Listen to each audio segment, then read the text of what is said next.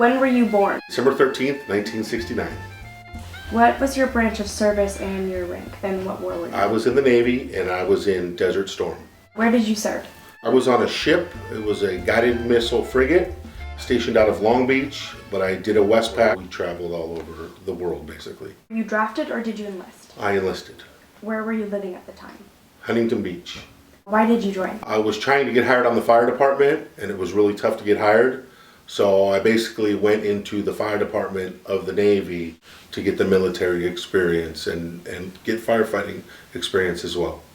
Why did you pick the service branch you joined? Well, I was initially going to go into the Marines. My father was a Marine, and when I talked to him about it, he said I was crazy. He says, you grew up in Huntington Beach next to the water your whole life. You go into the Marines, you could end up in the middle of some god-awful country.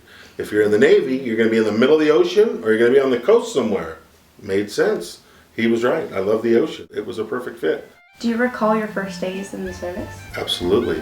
The discipline, and I think it was actually easy for me because I had heard so many stories from my dad. I had different expectations in the Navy. I wanted to do a lot of things, but the discipline and just being around people from all over the country, the different personalities, was cool. What was your boot camp and training experiences like? Lack of sleep. Lots of waiting in lines, standing in lines, getting shots, inoculations 2 or 3 days every week. You'd be up at 4 in the morning, cleaning toilets, scrubbing floors. It's just a lot of physical work, a lot of marching, and a lot of just standing still at attention. Do you remember your instructors? Yeah. 2 Filipino guys. For little guys, they were yellers, man. That was crazy. They were like little chihuahuas. They were good guys. I mean, they were fair. It was a good experience. So you served in the Gulf War, right? I did. Where exactly did you go? We left Long Beach, went from Long Beach to Hawaii, from Hawaii to the Philippines, from the Philippines to Thailand, from Thailand to India, from India to the Gulf, the Persian Gulf, through the Straits of Hormuz. And then we left there, went back to Thailand, then from there to Mauritius, then to a small island called Diego Garcia, which is a U.S.-British naval base. There's no civilians. It's in the middle of the Indian Ocean. It's a tiny little horseshoe. It doesn't even show up on most maps. The most beautiful place I've ever been in my life. It was unbelievable. From there to Mauritius, back to the Philippines, Hawaii, and then home.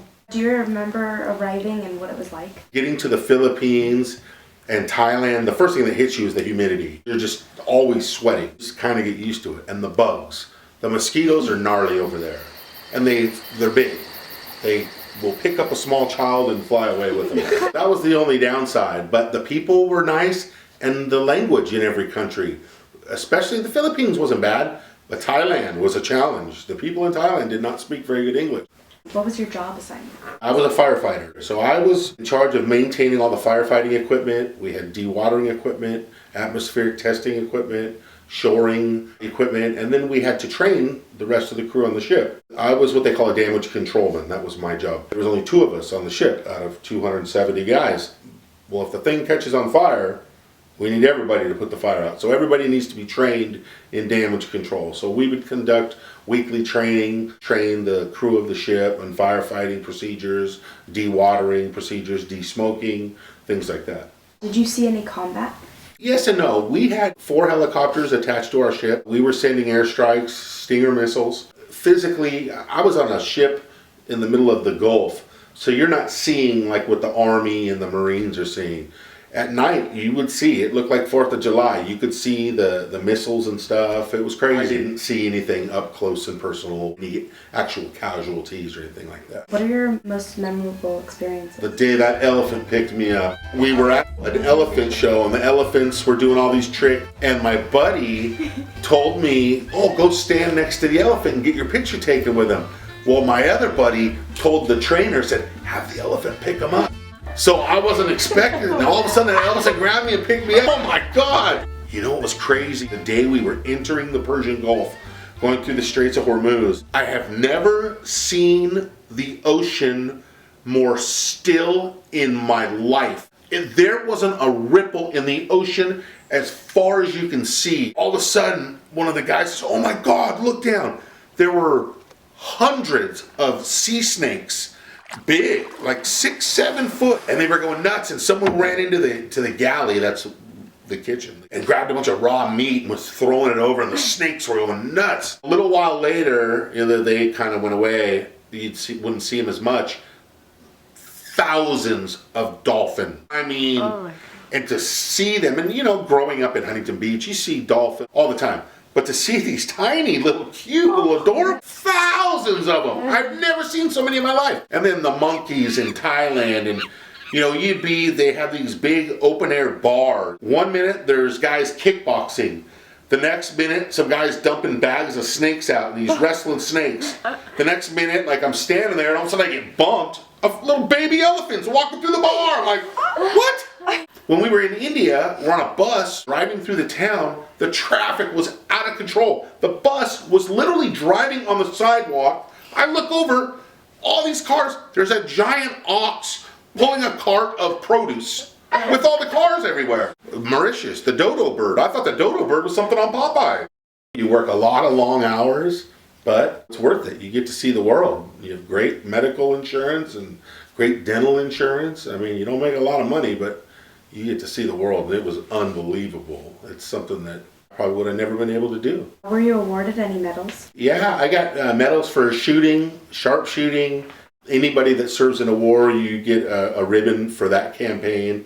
I got the National Defense, and then the Operation Iraqi Freedom. What was life in the service like? Life in the service is just a lot of work. Pretty much all you do, you get up early, reveille, and you have what they call muster in the morning. That was usually at 7:15, and you would go over your orders of the day. You would discuss any maintenance. Each workshop meets individually. I was in the engineering department, and there was 8 of us in my shop, and we would each talk about what we were doing, our individual job. And you'd usually work till 5 or 6 o'clock. You'd have a lunch break, just like every other job. If things need to be done, it wouldn't be uncommon to work till midnight. The captain of the ship is constantly inspecting the ship. There's weekly inspections that he's doing, inspections we do. It's just a continuing cycle. It's just work. When you go into port, I said, we went to the Philippines. The Philippines for us is a working port. And what that means is when we're there, it's just like when we're in Long Beach. We work. If you're not on duty, then after work, you can go into town and go out to dinner, do whatever. Whereas when we were in Thailand and India and Mauritius, that's what they call a holiday port. So unless you're on duty, you're gone first thing in the morning. You meet at muster in the morning to make sure nobody fell overboard in the middle of the night. They do a head count. Other than that, you pretty much can go sightseeing and do whatever you want. How did you stay in touch with your family? Letters. We didn't have internet back then. So everything was done snail mail. And it's harder because you're on a ship. Usually we would have to wait to pull into port before our mailman on our ship could take everything, all the letters we'd written to a post office in whatever town we're in. And then also they make arrangements for us to pick up mail when we pull into these ports. Sometimes we'll have a helicopter come in and drop off pallets of food, provisions, supplies. It may be tools and stuff that we need, and sometimes mail.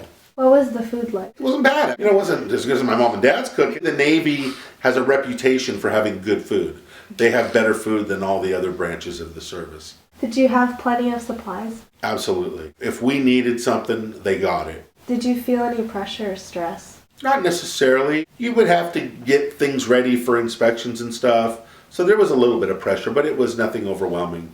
How did people entertain themselves? We played a lot of cards. We had a cruise lounge, and that's where all the bunks, all the sleeping areas are. And then you have the actual lounge itself, and there's a TV in there, a couple round tables with chairs, and then there's a couch. We did a lot of betting in the lounge because you're out in the middle of the ocean, but you're still getting paychecks. You have nowhere to spend your money. We did have a little ship store. It was really funny, actually. It was like a walk-up window, about as big as that opening. The guy had everything. You'd spend a little bit of money there, but you'd gamble a lot. That's what we did to kill time. When we were on the ship. When we were in port, you were off partying. You were having fun. Were there entertainers? No, but we made our own entertainment. On Sundays, once a month, we would have what they call a Steel Beach picnic. On the back or the aft end of the ship is the flight deck. So they would roll out these big barbecues and big DJ equipment. You'd have free sodas because we had a soda machine on the ship, but we'd have to pay for them. But on the Steel Beach picnics, we'd get them for free. But they'd barbecue hamburgers and hot dogs, and we would shoot skeet off the back of the ship. They'd have a clay pigeon launcher, and we'd shoot clay pigeons. It was kind of fun. Listen to music, and guys would dance. Do you recall any humorous or unusual events? We did some dumb things. We had a chief. He was crazy about Lucky Charms. Had to have Lucky Charms every morning for breakfast. If he didn't get them, he was pissed. One of the newer recruits that works the chief's mess forgot to order Lucky Charms one time, and the chief went crazy, got in so much trouble, and this, all you gotta do is order Charms. So one night, in the middle of the night, I dumped the box. He had a brand new box of Lucky Charms. Took me hours. I picked out every marshmallow treat and just put the grain part of the cereal back in the box. And I ate all the marshmallows. I got sick to my stomach. They were so good. So the next morning when he went to have his cereal, he lost his. When you're out in the middle of the ocean, you gotta find entertainment, you know? And you do. It's neat. Do you recall the day your service ended? Oh yeah. It was as great of an experience as it was being in the Navy.